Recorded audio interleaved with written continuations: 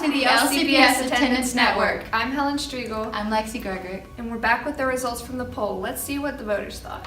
At Victoria Elementary School, 72.7% of the voters believe that Mrs. K. Hall and Peebles will go out with a win.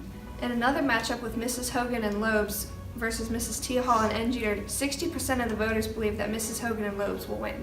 However, 40% of the voters believe that Mrs. T. Hall and Engeter will come out on top. It's up to them to battle it out in this week's attendance challenge.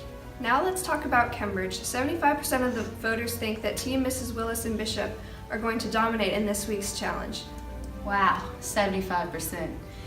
In the matchup with Mrs. Church, Newville, and Polar versus Mrs. Ragsdale, Atkins, and Moore, the viewers are neck to neck with bets. Let's see who wins. Meanwhile, at the middle school, voting is quite interesting. We have Mr. and Mrs. Ellis battling it out. Get this, the voters are 50-50. 50% believe Mrs. Ellis, Mrs. Justice, and Mrs. Hafer will win, while the other 50% believe that Mr. Ellis and Mr. Bailey will win.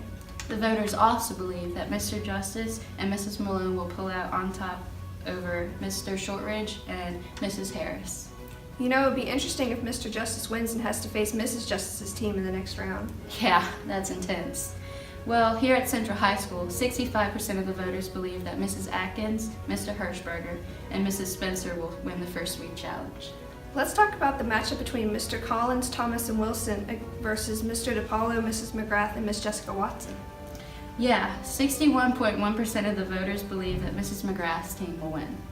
The funny thing is there's a lot of competitive coaches in that matchup, so who knows who will win this week. Those are just some of the results from this week's challenge. Stay tuned for more.